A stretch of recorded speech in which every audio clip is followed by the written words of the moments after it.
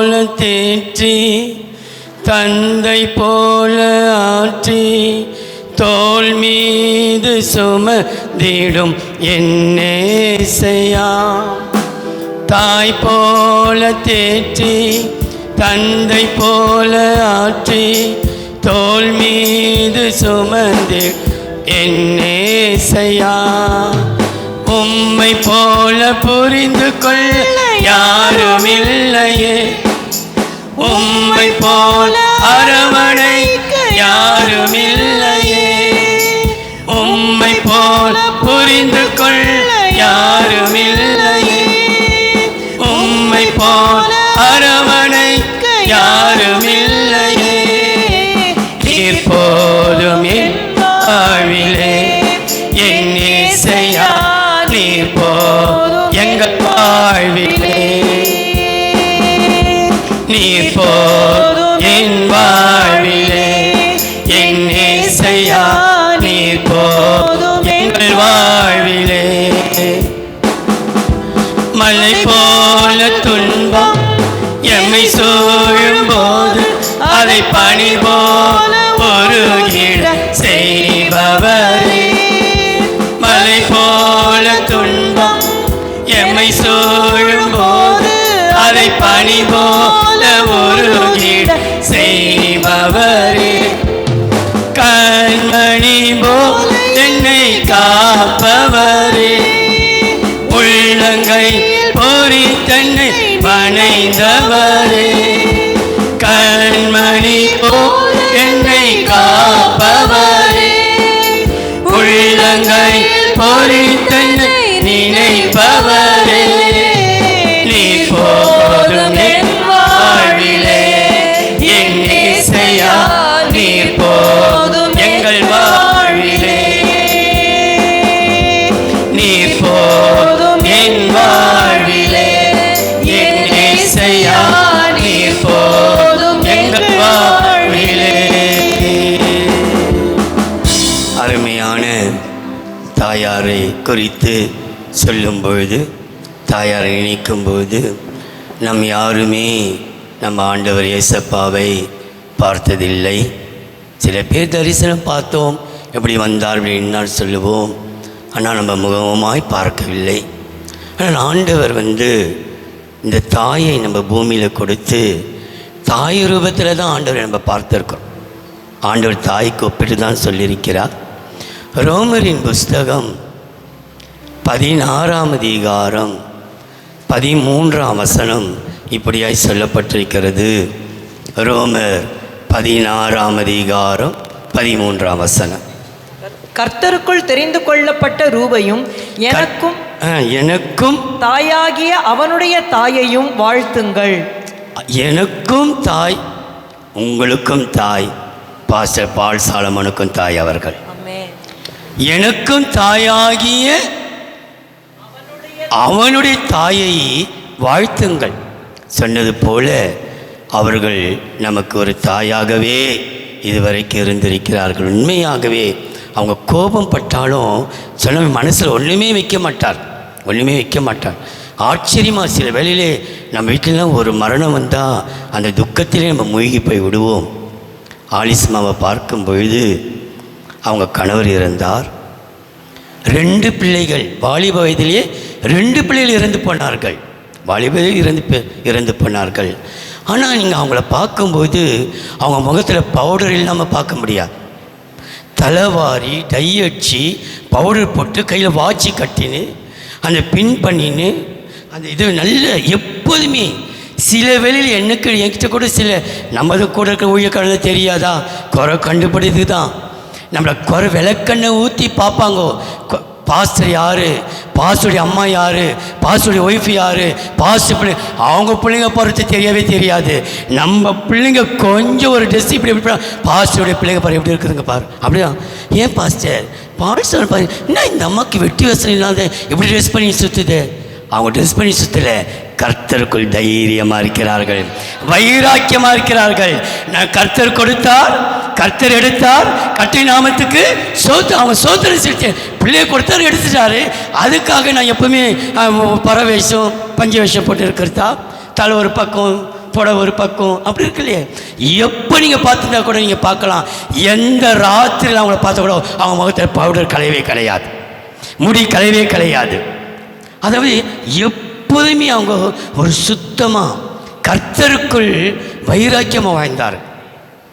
அவர் pastor சொன்னது போல் அவங்களுக்கு எல்லா பிள்ளையும் ரொம்ப பிடிச்சிருந்தா கூட கடைசி அவங்க வாயில் தான் பால் பால் பால் பால் பால் சாலமன் தான்.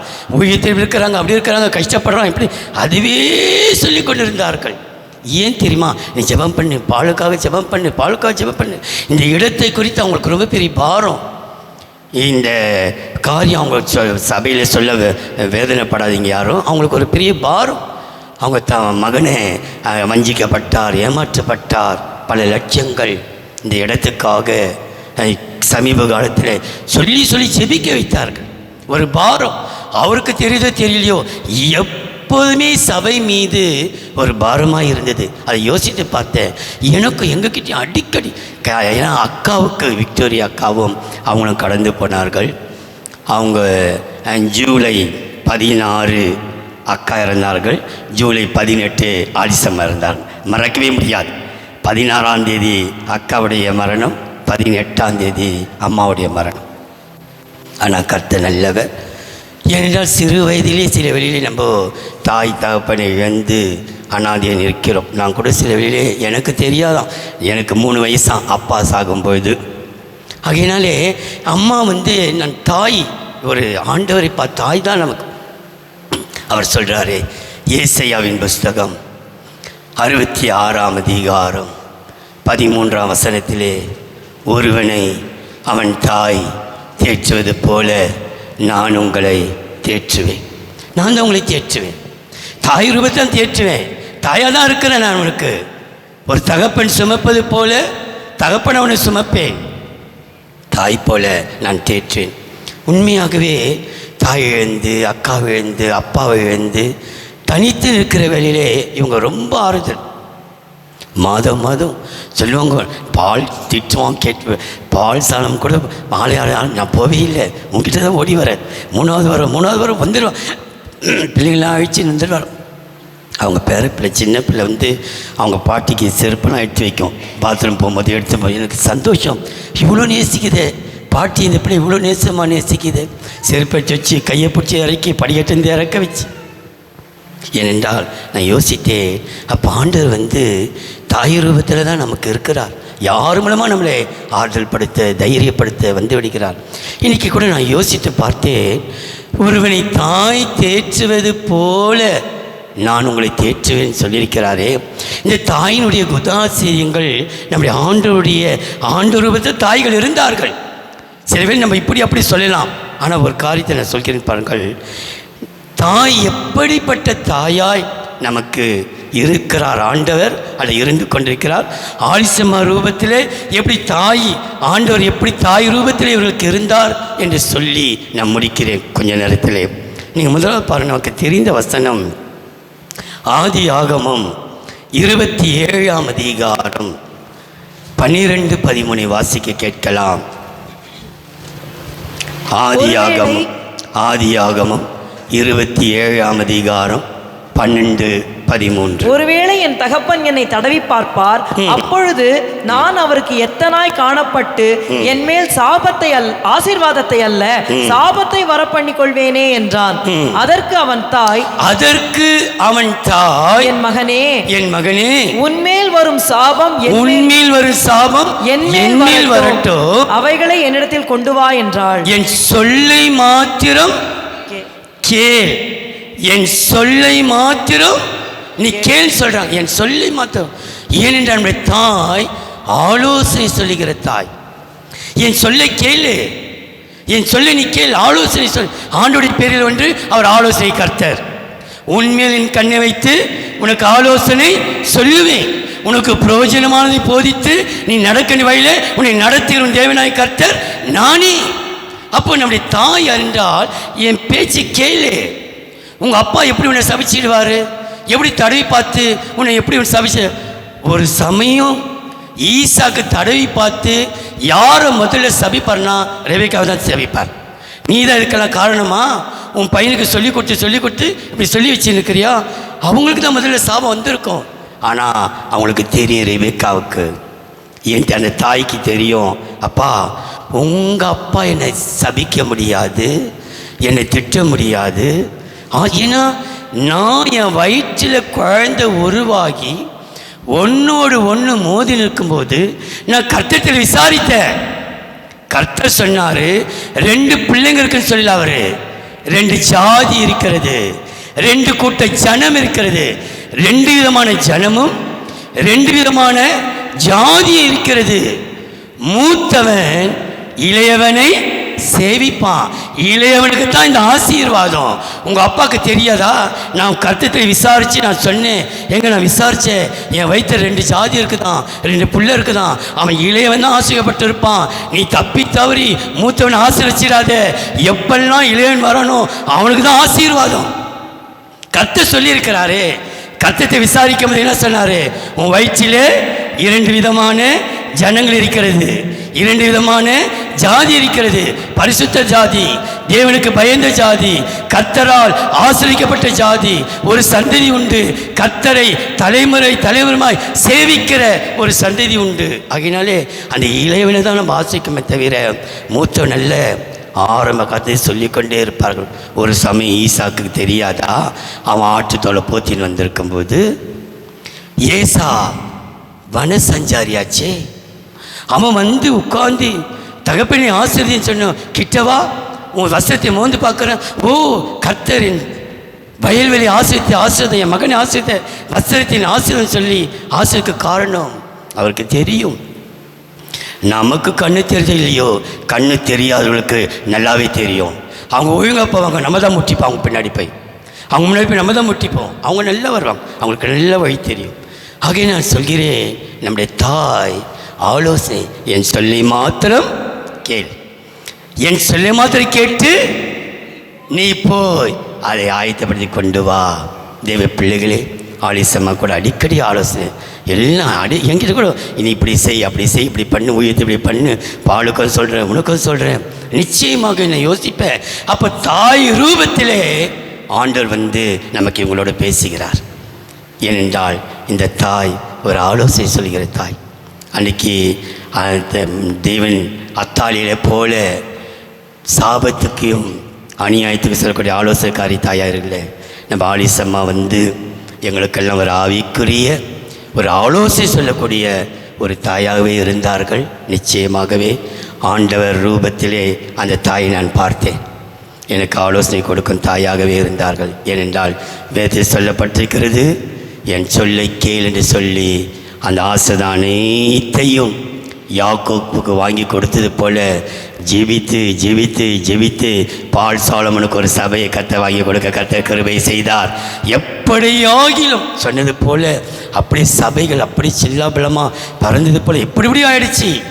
ஆனால் ஜெபித்து ஜெபித்து கத்த இந்த இடத்தை அவங்க ஜெபத்தினாலே போராடி போராடி போராடி ஆலோசனை அவங்க கேட்டு சொல்லி சொல்லி இந்த சபையை கத்த ஆண்டவர் கிருபையாய் பாசுக்கு கொடுத்திருக்கிறார். அதுக்கு ஒரே காரணம், ஆண்டவர் ஒரு ஆலோசனை சொல்லுகிற ஒரு தாயை கொடுத்திருந்து ஆலோசனை சொல்லி வழி நடத்தினார். இரண்டாவது, அவங்க ஆலோசனை சொல்கிற தாய் மாத்திரமல்ல, நியாயாதிபதிகள் 17ஆம் அதிகாரம் 1-2, நியாயாதிபதிகள் 17ஆம் அதிகாரம் 1-2 வாசிக்க கேட்கலாம். எப்ராயிம் மலை தேசத்தானாகிய மீகா என்னும் பேருள்ள ஒரு மனுஷன் இருந்தான். அவன் தன் தாயை நோக்கி, உன்னிடத்தில் இருந்த 1100 வெள்ளிக்காசு களவு போயிற்றே, அதை குறித்து என் காதுகள் கேட்க நீ சாபமிட்டாயே, அந்த பணம் இதோ என்னிடத்தில் இருக்கிறது, அதை எடுத்தவன் நான் தான் என்றான்.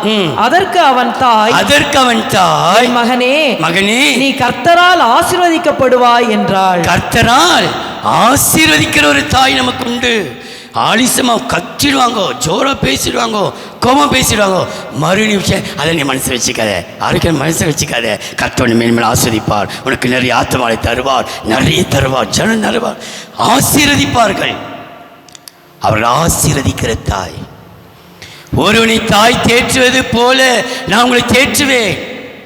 எடுத்தும் கௌத்தமாக பேசிடுவாங்க. உண்மைதான், அவங்க அதிகமாக பேசிடுவாங்க, கோபமாக பேசிடுவாங்க. அதே வேளையிலே மனசில் கபடி இருக்காது, மனசில் கள்ளம் இருக்காது. அப்படியே உடனே சொல்லிடுவாங்க, நீ நல்லா இருப்ப, நான் சும்மா கத்திட்டு கோச்சிக்கினியா, கோபமாக இருக்கேன் மேலே, அதெல்லாம் ஒன்றும் இல்லைம்மா. ஏனென்றால் ஒரு நிமிஷத்தில் சாபம் விட்டுச்சா அந்த அம்மா. நான் அடிக்கடி சொல்வேன், கோழி மிதித்து கொஞ்சி சாகவே சாகாது. நம்ம நினைக்கிற பூனை அப்படியே வாயில் கட்சின்னு இழுத்துன்னு போகிறமை, அது கட்சின்னு தொண்டை பிடிக்கிற மாதிரி குட்டியெல்லாம் செத்துடுமா? சாவாது. அம்மா இன்னும் கற்றுனாலும் சாப்பிடா, நீ நல்லாவே இருக்க மாட்டே கூட, நல்லா இருப்போம். மறு நிமிஷம் சொல்வேன், நீ நல்லா இருப்ப. இப்போ தானே சாப்பிட்டோமா, காசுக்காரன் யாரோ எடுத்துகிட்டு இருப்பாங்கன்னு நினச்சேன், மருமக எடுத்துகிட்டு இருப்பான்னு நினச்சேன், பேரப்பிள்ளை எடுத்து நீ எடுத்துருக்க மாட்டேன்னு தெரியாது. இல்லை, பிள்ளைகள் எந்த தாயும் தான் பிள்ளையை நல்ல கெட்டவன் சொல்லவே மாட்டான். அவன் கொலைக்காரனாக இருக்கட்டும், திருடனாக இருக்கட்டும், ஒருத்தன் அடிச்சிட்டு உள்ளே நுழைஞ்சா கூட அந்த தாய் என் பிள்ளை செய்யாது, நீ போ, வெளியே போ, என் பிள்ளை அப்படிலாம் செய்யாது, விட்டு கொடுக்க மாட்டான். நம்முடைய தகப்பன், நம்முடைய தாய், ஆண்டவர் நமக்கு தாயாக இருந்து இதுவரைக்கும் சாபமாய் வாழ வேண்டிய நம்மை ஆசீர்வாதமாய் வைத்திருக்கிறார். அநேகருக்கு நம்ம ஆசிரிச்சு வச்சிருக்கிறாரு, அநேக மக்களுக்கு நம்ம ஆசீர்வாதமாக வச்சிருக்கிறாரு. பாஸ்டரை கூட விசேஷமாக கர்த்தர் ஆஸ்வதித்து ஒரு ஆசீர்வதிக்கிற தாயாய், அதுதான் ஒருவனை தாய் தேற்றுவது போல நான் உங்களை தேற்றுவேன். முதலாவது ஆலோசனை சொல்லுகிற தாயாக இருந்தார்கள் ஆண்டவர் நமக்கு ஆலிசமா மூலமாக.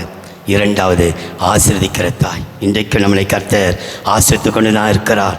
சபிக்கப்பட்ட நாம், சாபத்துக்குரியவர்களாக நாம், சாபத்திலேயே வாழ்ந்த நாம் இன்னைக்கு ஆசீர்வாதமாக வைத்திருக்கிறார். காரணம், நம்முடைய தாயாகிய இயேசு நம்மை ஆசீர்வதித்து கொண்டிருக்கிறார். மூன்றாவது பாருங்கள், 1 சாமுவேல் 2ஆம் அதிகாரம் 19ஆம் வசனம். 1 சாமுவேல் 2ஆம் அதிகாரம் 19ஆம் வசனம். அவனுடைய தாய் வருஷந்தோறும் செலுத்தும் பலியை செலுத்துகிறதற்காக, அவனுடைய தாய் சாமுவேலுடைய தாய் வருஷந்தோறும் செலுத்தும் பலியை செலுத்துவதற்காக தன் புருஷனோடே கூட வருகிற போதெல்லாம் அவனுக்கு ஒரு சின்ன சட்டையை தைத்து கொண்டு வருவார். அந்த தாய் என்ன செய்யுமா? ஒரு சின்ன சட்டை, ஒரு ஆடை கொடுக்கிற தாய். ஆடை, நீதியின் வஸ்திரத்தை நமக்கு கொடுத்திருக்கிறார், நீதியின் சால்வையை நமக்கு கொடுத்திருக்கிறார். ஜெயங்கள் எவனோ அவனுக்கு வெண் வஸ்திரத்தை கர்த்தர் கொடுத்திருக்கிறார், நமக்கு வஸ்திரத்தை கொடுக்கிறார். தாய் நமக்கு ஆடை. அந்த தாய் வருஷந்தோறும் வரும்போது அந்த பிள்ளைக்கு என்ன எடுத்துன்னு வருவானா? ஒரு சின்ன சட்டை, ஒரு ஆடையை. நம்முடைய தகப்பன் நம்முடைய நிர்வாணத்தை மூட, நம்முடைய அசிங்கத்தை மூட, நாம் பட்ட எத்தனை அவமானத்தை மூட ஒவ்வொரு நாளும் நீதியின் சால்வையை நம் மீது போர்த்து கொண்டே இருக்கிறார். ரட்சிப்பின் வஸ்திரத்தை நமக்கு உடுத்தி கொண்டே இருக்கிறார். நமக்கு ஜெயம் கொடுக்கிற நமக்கு வெண் வஸ்திரத்தை கொடுத்து கொண்டு தான் இருக்கிறார். தப்பு செய்தால்தான், ஆனாலும் தோளுடைய உடுத்தினாரே. ஏன்னா அந்த தாயுடைய குணம் பார்த்தீங்களா? வருஷந்தோறும் வரும்போதெல்லாம் சுண்ணத்துக்கு எடுத்துன்னு வரவங்க இல்லையோ, நேரத்துக்கு கொடுப்பாங்களாம். சின்ன சட்டையை போட்டு அழகு பார்க்க நம்முடைய தேவன் அலங்கோலமாக இருக்கிற நம்ம ஒவ்வொரு நாளும் அலங்காரப்படுத்தி அழகு பார்க்கிற தெய்வம். இன்றைக்கு நம்மளை அசிங்கப்படுத்த ரோடு சிரிக்க பார்த்தார்கள், அவமானப்படுத்த நினைத்தார்கள். நம்ம ரோட்டில் நிற்கணும்னு நினைச்சாங்க, அசிங்கப்படுத்த நினைச்சாங்க, அவமானப்படுத்த நினைச்சாங்க, நம்மளை அலங்கோலமாக்கினார்கள். சத்துரு அர்ஜனை செய்தான். ஆனால் கர்த்தரோ ஒவ்வொரு நாளும் ஒவ்வொரு முறையும் நமக்கு ஒரு சின்ன ஆடையை கர்த்தர் கொண்டு வந்து உடுத்தி, நீதியின் வஸ்திரத்தை உடுத்தி, ரட்சிப்பின் வஸ்திரத்தை உடுத்தி, நீதியின் சால்வை உடுத்தி நம்மை அழகு பார்க்கிற தெய்வம், நம்மை விட்டு கொடுக்காத தெய்வம். ஐயா, அவர் நமக்கு ஒரு தாயாக இருக்கிறார். தாய் ரூபத்தில் தான் அந்த அம்மா நமக்கு ஒரு தாய். அடிக்கடி அந்த அம்மா இவங்களுக்கு இதை செய்த, அவங்களால முடியாது தான், கஷ்டம். நீங்கள் நினைச்சிருக்கலாம், ஒரு சமயம் பாஸ்டர் பாட்சாலமோன் சகல வசதியோடு இருக்கிறார் என்று. அவருடைய சூழ்நிலை நமக்கு தானா? அந்த நம்ம கடைசி வரைக்கும் கஷ்டத்திலே வாழ்ந்து, கஷ்டத்திலே பிறந்து, கஷ்டத்திலே போய் கஷ்டத்திலே மரித்து போனார்கள். ஆகையால் நான் சொல்கிறேன், அன்றைக்கி லாசருவை பார்த்து சொன்னது போல், இந்த பூமியில் இருக்கிற வரைக்கும் நீ வேதனை அனுபவித்தாய், ஆகையால் உனக்கு பரலோகம் ஆபிரகாமுடைய மடி. ஐஸ்வர்யம் பார்த்து சொல்கிறார், இந்த பூமியில் இருக்கிற வரைக்கும் நீ நன்மையே அனுபவித்தாய், ஆகையால் தான் உனக்கு எரிகிற அக்கினி. தேவ பிள்ளையே, ஒரு சமயம் ஆலிசம்மாவுடைய வாழ்க்கையிலே அதிக பாடுகள், கஷ்டங்கள், போராட்டங்கள், அடிக்கடி பலவீனங்கள், கடைசி கூட அந்த பல்வலி கூட ரொம்ப அவங்களை வேதனைப்படுத்தினது, சாப்பிட முடியாத அளவுக்கு. ஆனால் கர்த்தர் அந்த தாய் அந்த வஸ்திரத்தின் இந்த பிள்ளைகளுக்காக சில ஏழைகளுக்கு அந்த கிறிஸ்துவ புடவை எடுத்து கொடுக்குறதும் ஜாக்கெட்டு பெட்டு எடுத்து கொடுக்குறதும் அது அவங்களால முடிஞ்சது செய்து கொண்டு இருந்தார்கள். துணி அதிகமாக எல்லாருக்கும் எடுத்து கொடுக்க ஆரம்பித்தார்கள். ஏனென்றால் நம்முடைய தாய் கூட ஆண்டவராக இயேசு கிறிஸ்து ஒவ்வொரு நாளும் நமக்கு ஆடைகளை கொடுத்து கொண்டே இருக்கிறார்.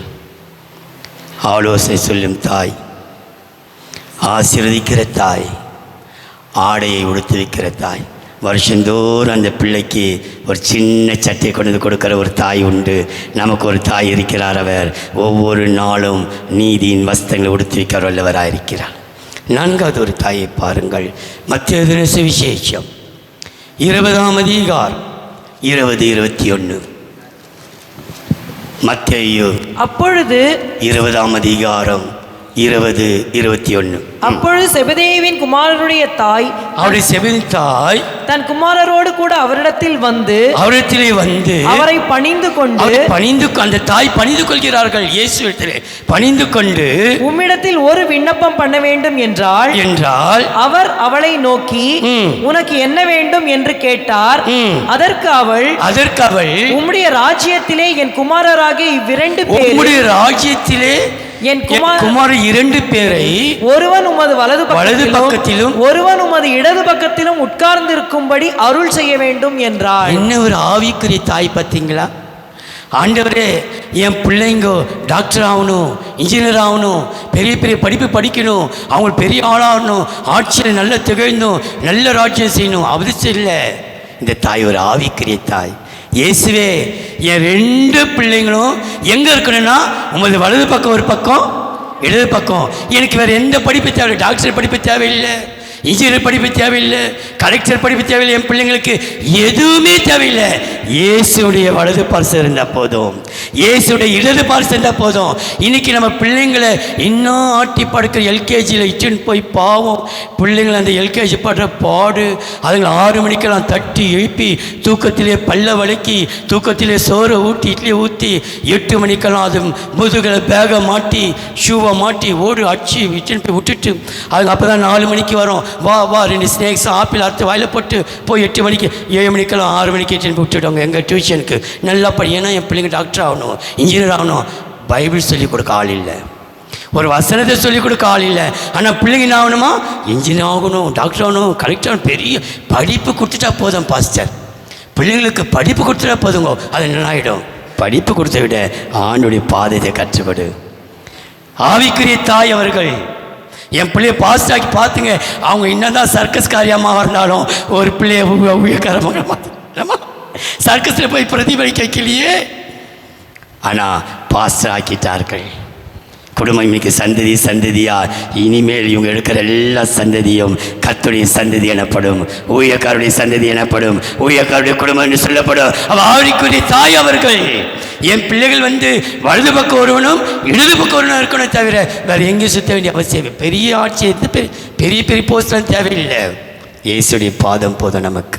நம்முடைய தாய் ஆரிசி மிரியம் அப்படி தான் வளர்த்தார்கள். அவங்க ஜெபித்து ஊழியக்கார குடும்பமாக மாற்றிட்டாங்களே. இது ஒரு ஆவிக்குரிய தாய் தானே நமக்கு. நம்முடைய தகப்பனும் சகல விதமான ஆவிக்குரிய ஆசீர்வாதம் ஆசிரியக்கிற கர்த்தர். கடைசியாக ஒரு தாய், அன்பே உருவான தாய். யோவான் எழுதின சுவிசேஷம் லூக்கா 2ஆம் அதிகாரம் 17ஆம் வசனம். லூக்கா 2:17. கண்டு அந்த பிள்ளையை குறித்து தங்களுக்கு சொல்லப்பட்ட சங்கதியை பிரசித்தம் பண்ணினார்கள். மேய்ப்பராலே தங்களுக்கு சொல்லப்பட்டதை கேட்ட யாவரும் அவைகளை குறித்து ஆச்சரியப்பட்டார்கள். மரியாளோ அந்த சங்கதிகளை எல்லாம் தன் இருதயத்திலே வைத்து சிந்தனை பண்ணினாள். மரியாள் தாயோ தன் இருதயத்திலே வைத்து அந்த பிள்ளையை பற்றி சொல்லப்பட்டதை இருதயத்தில் வைத்து மறைத்து உள்ளத்தில் வைத்து சிந்தித்து கொண்டிருந்தார்களாம். அதே லூக்கா 2ஆம் அதிகாரம் 60ஆம் வசனம் 2:52 கடைசி. இயேசுவானவர் ஞானத்திலும் வளர்த்தியிலும் அதில் அதுக்கு முந்தின வசனம். மரியாளோ இந்த சங்கதி எல்லாம் தன் இருதயத்திலே வைத்து. மரியாளோ அதே லூக்கா பின்பு அவர் அவர்களுடனே கூட போய் நாசரேத்தூரில் சேர்ந்து அவர்களுக்கு கீழ்ப்படிந்திருந்தார். அவருடைய தாயார் இந்த சங்கதிகளை எல்லாம் தன் இருதயத்திலே தான் தூற்றி திரிகிற தாய் அல்ல. இது அன்பு சகலத்தையும் மூடி மறைக்கும். யாரை பற்றியும் யாரும் குறை சொன்னதில்லை. அவங்க சொன்னது போல யாரை பற்றி வந்து குறை சொன்னதே இல்லை. மருமகள்களை பற்றியோ மருமகனை பற்றியோ பேரப்பிள்ளைகளை பற்றியோ 1000 பிரச்சனை இருக்கும். வீட்டுக்கு வீடு வாசப்படி அநேக பிரச்சனை உள்ளே இருக்கும். ஆனால் அனைத்தையும் தன் இறுதியிலே வைத்திருந்தார்கள்.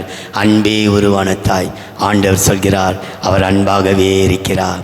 தாம் நேசித்திலே கடைசி முடிவு பரியந்தமும் அவர் அன்பாகவே இருந்தார். இந்த தாய் தான் இன்னைக்கு ஆலிஸ் மரியம்மா கூட ஆண்டோடைய ரூபத்திலே தான் காணப்பட்டார்கள். நான் சொல்வேன், என்னால் இயேசுவை அம்மா மூலமாக நான் பார்த்தேன். ஏன்னா அவர்கள் ஆலோசனை சொல்லுகிற தாய், 2வது ஆசீர்வதிக்கிற தாய், 3வது ஆடையை உடுத்துக்கும் தாய், 4வது ஆவிக்கு மறந்துடக்கூடாது. அதுதான் ஆவி தான். வலது பக்கம் ஒருத்தரும் இது வேறு எந்த எங்களுக்கு பிள்ளைங்களும் பெரிய பெரிய படிப்பை படித்து பெரிய பட்டத்தை ஆக்கி அவங்கள பெரிய ஐடி கம்பெனியில் உட்கார வைக்கணும், பெரிய சம்பளம் லட்சக்கணக்காக சம்பளம், அது தேவையில்லை.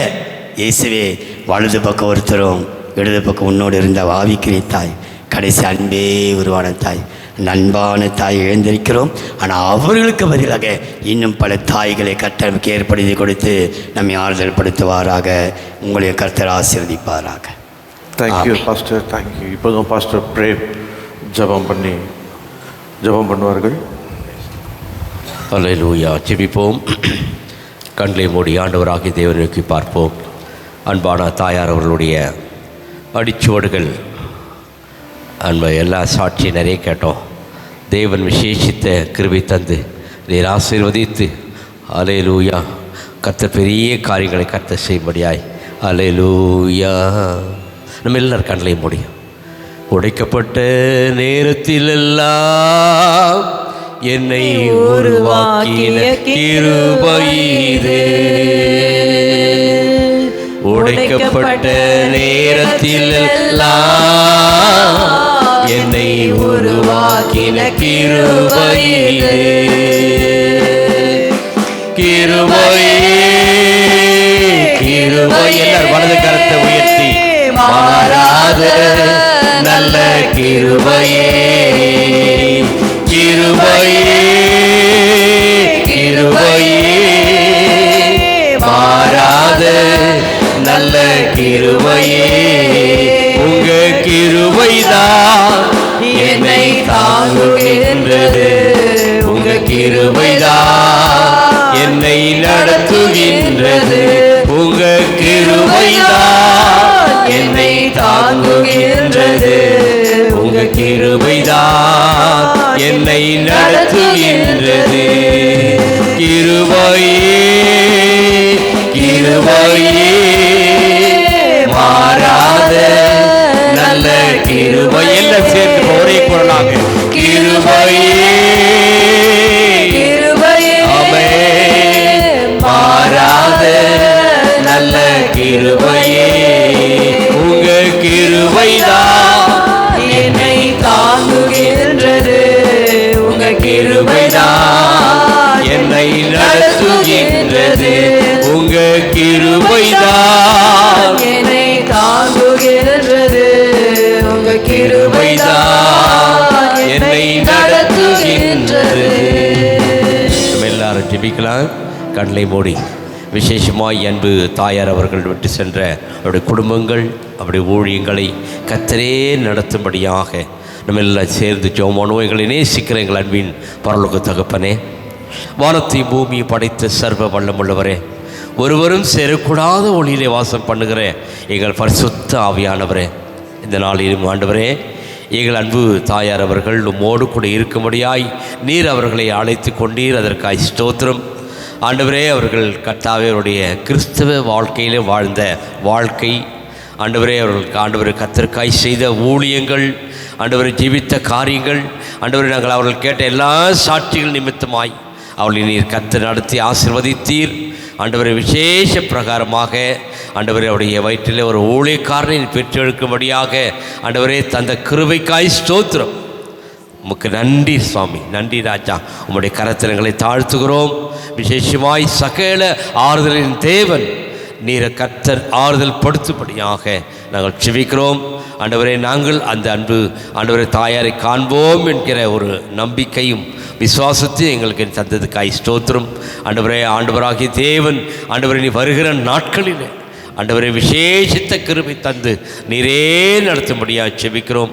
விசேஷமாக எங்கள் அன்பு ஆண்டவரே பாஸ்டர் பால் சாலமன் அவர்களுக்காக, எங்கள் அன்பு சகோதரி மங்கலம் அவர்களுக்காக, விசேஷமாய் ஆண்டவர் அவருடைய 2 பிள்ளைகளுக்காய் குடும்பத்தாருக்காய் செபிக்கிறோம். ஆண்டவரே எங்கள் சபையாருக்காய் செபிக்கிறோம். வந்திருக்கிற அனைத்து ஊழியர்கள், நண்பர்கள், உறவினர்கள், இரத்த கலப்பான ஒவ்வொருவரையும் உடைய கரத்திலே நாங்கள் தாழ்த்துகிறோம். நீரே நடத்துவீராக. சகல ஆறுதலின் தேவன் நீ ஆறுதலை தந்து நீர் நடத்துவீராக. நாமத்தை மகிமைப்படுத்தும். எல்லா துதியும், எல்லா கனமும், எல்லா மகிமையும் புகழ்ச்சியுமக்கு செலுத்துகிறோம். இயேசு கிறிஸ்து மூலம் ஜெபிக்கிறோம் எங்கள் ஜீவனுள்ள நல்ல பிதாவே. ஆமென். ஆமென். என்னை மறவா இயேசுநாதா, உந்தன் தயவால் என்னை நடத்தும். என்னை மறவா இயேசுநாதா, உந்தன் தயவால் என்னை நடத்தும். தாய் தன் சேயை மறந்து விட்டாலும் மறவே உன்னை என்றதாலே ஸ்தோத்திரம். தாய் தன் சேயை மறந்து விட்டாலும் மறவே உன்னை என்றதாலே ஸ்தோத்திரம். கையில் புகலிடமே வரந்திரன்றோ உள்ளங்கையில் உன்னதாய புகலிடமே. என்னை மறவாயே சுனாதா, உந்தன் தயவால் என்னை நடத்தும். என்னை மறவாயே சுனாதா, உந்தன் தயவால் என்னை நடத்தும். கடைசியாக எங்கள் அம்மாவுடைய நண்பர் அண்ணன் விஜயகுமார் அவர் வந்து ப்ரேயர் பண்ணுவாங்க. முடிஞ்ச உடனே பிஷப் இமானுவேல் ஆசீர்வாதம் கூறுவாங்க. தேங்க்யூ. கர்த்தருடைய பரிசுநாமத்துக்கு மகிமை உண்டதாக. நாள் கூடி வந்த யாவருக்கும் நன்றி செலுத்துகிறேன். இந்த அம்மா ஆலிஸ், அவங்க நீங்களே ஆலிஸ்ன்னு கூப்பிட்றாங்க, நான் ஜாய் சிஸ்டர்னு கூப்பிடுறேன். ரொம்ப சந்தோஷமாக இருப்பாங்க. ஏதாவது ஒன்று சொல்லிவிட்டு கிண்டல் பண்ணின்னு இருப்பாங்க கிட்ட. அதுமாதிரி நல்ல சந்தோஷமாக இருக்கிற ஒரு அருமையான தாயார். அவங்க இந்த நாளில் நான் கூட இங்கே வந்து கலந்து நன்றி செலுத்துகிறேன். அது கர்த்தர் கிருபையாக கொடுத்த நேரம். பால் சாலமனுக்காக நன்றி செலுத்துகிறேன். அவங்க தாயார் அடிக்கடி என்கிட்ட சொல்லுது, பாலுக்காக ஜெபம் பண்ணுப்பா, பாலுக்காக ஜெபம் பண்ண அப்படின்னு சொல்லுவாங்க. பாலுக்காக ஜெபம் பண்ணுறோமா அப்படின்னு. கர்த்தர் இந்த நாளில் ஒரு நல்ல சபையை கொடுத்து நல்ல ஆசீர்வாதத்தையும் அநேக ரட்சிக்கப்படத்தக்கதாக இவரை ஒரு வாய்க்காலாக இந்த தவிர்த்துக்காக நன்றி சோத்திருக்கிறேன். தாயார் செய்த எல்லா ஜெபங்களுக்காக நடிக்கிறேன். நல்ல போராட்டத்தை போராடின்னு சொன்னது போல் நல்லா போராடி ஜெபித்து ஒரு வெற்றியை சாலமனுக்கு வைத்து போயிருக்கார்கள். அதற்காக நன்றி செலுத்துகிறேன்.